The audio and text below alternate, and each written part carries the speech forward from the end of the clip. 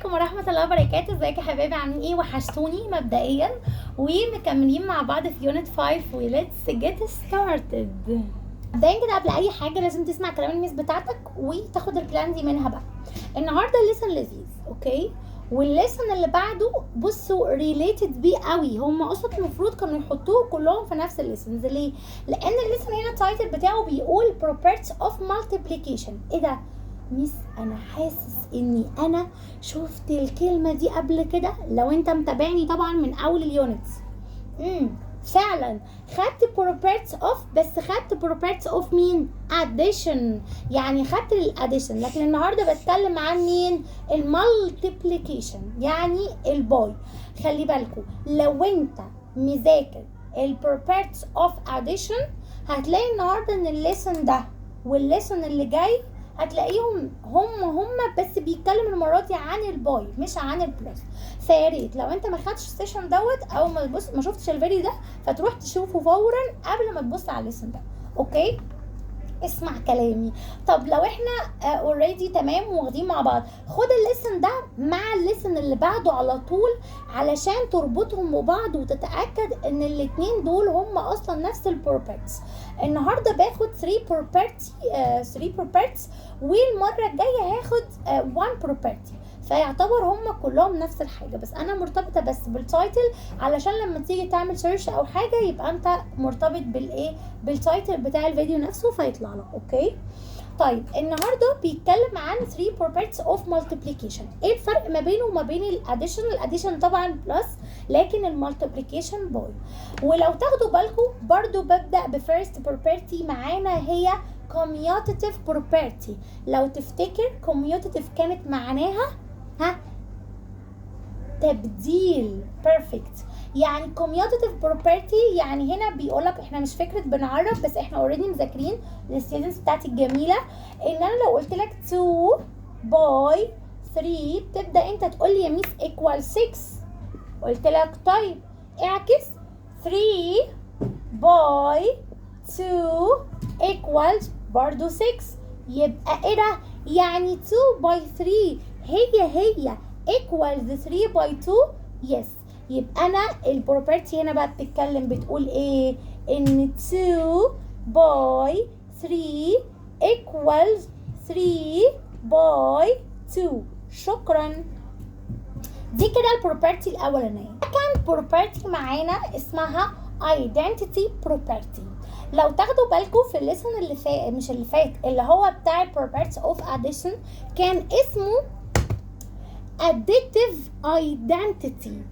انا قلت لكم ساعتها ان كلمه identity معناها، مش هقولها لك بالعربي بس انا هقول لك ان هي حاجه ملهاش لازمه. فكنا بنقول مين هو الاديتيف ايدنتيتي؟ الايدنتيتي للاديتيف اللي هو الاديشن، يعني اللي هو الاديشن البلس، يعني مين الحاجه اللي ملهاش لازمه في البلس، يعني مهما تعمل لها بلس ما بتبقاش ليها لازمه، الزيرو. يبقى الاديتيف ايدنتيتي للاديشن زيرو، بات الايدنتيتي للمالتيبليكيتيف مين النمبر اللي ملوش لازمه في الباي المالتيبليكيشن او المالتيبليكيتيف. اسمع مين اللي ملوش لازمه في الباي؟ بيرفكت، ال1، لان any number by 1 equals itself. يعني 5 by 1 equal 5، 6 by 1 equal 6 already. يبقى number ملوش لازمه. يبقى مين هو الاديتيف مين هو المالتيبليكيتيف ايدنتيتي؟ يبقى هو ال1. وابدا اقول لك ليه؟ علشان 4 by 1 equal 1 باي 4 والكلام ده كله equal 4. النمبر ملوش لازمه، ما اضافليش اضافه. يبقى مين هو الايدنتيتي فور مالتيبليكيشن؟ مين هو ال1. انا دايما بريليتد الليسن بالليسن اللي هو مرتبط بيه علشان تعرف الفرق، عشان ما تجيش تقول انا سمعت الليسن ده قبل كده او الكلمه دي قبل كده. فاحنا متفقين في ايدنتيتي عندنا في المنهج كله، في ايدنتيتي للاديشن وفي ايدنتيتي للمالتيبليكيشن، اوكي؟ يبقى الايدنتيتي هنا في المالتيبليكيشن هو ال1.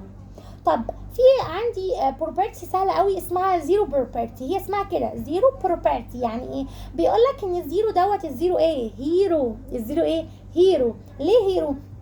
طبعا ده في الكلام ده في المالتيبليكيشن، عشان الزيرو باي اني نمبر ايكوال زيرو. يعني زيرو باي 5 ايكوال هي 5 باي زيرو، يعني ان شاء الله لو اتشقلبت في الاخر هتطلع ايكوالز كام؟ زيرو.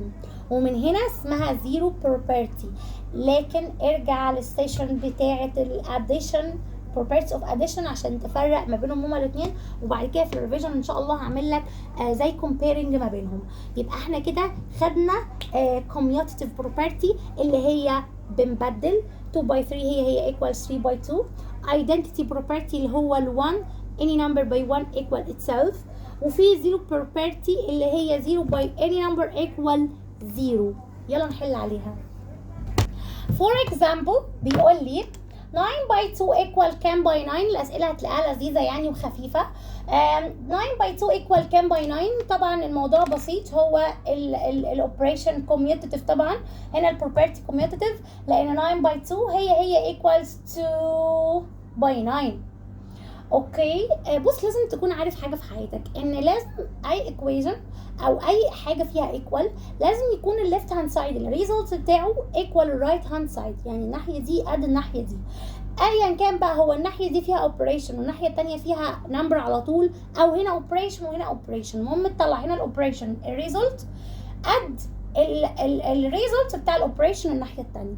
بالتالي هنا انت عملت 9 باي 2، عايز انت تقول ان انت مع نفسك 9 باي 2 اوريدي ايكوال 18، يبقى الناحيه الثانيه لازم النمبر اللي تحطه وتطلع الاوبريشن بتاعها لازم الانسر بتاعها لازم تكون قد ال 18 دي برده. فاوريدي طبعا تبقى 2 عشان 2 باي 9 ايكوال 18. بس هنا بعيدا عن كل ده واحنا بنطبق البروبرتي بتاعت مين؟ الكوميوتيتيف.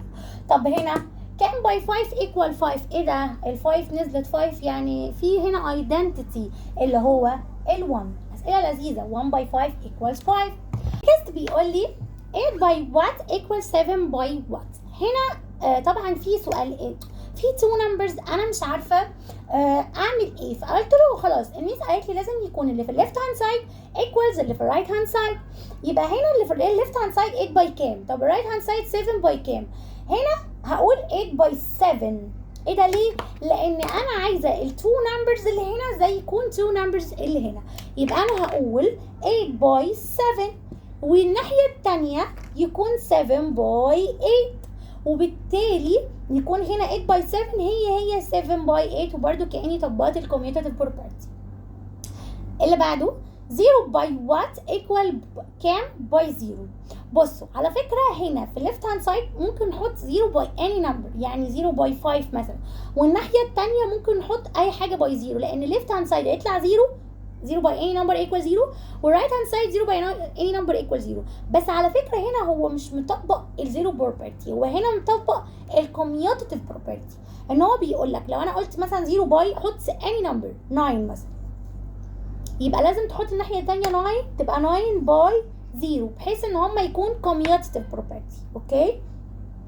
طيب اللي بعده بصوا السؤال جه ازاي. قال لي a باي 23 equal 23 باي 14، يبقى ال a هنا equal ايه؟ قال لي then a equal ايه؟ فاقول له طب بص a باي 23 equal 23 باي a، ان هو عمل commutative property برضو، يبقى انا هنا اقول له ال a دي لازم تكون 14، عشان 14 باي 23 هي equals 23 باي 14. كأني بدور على حاجة repeated واشطبها، والميسنج والنمبر اللي ناقص هو اللي بكتبه، وبكده تبقى ال A equals 14.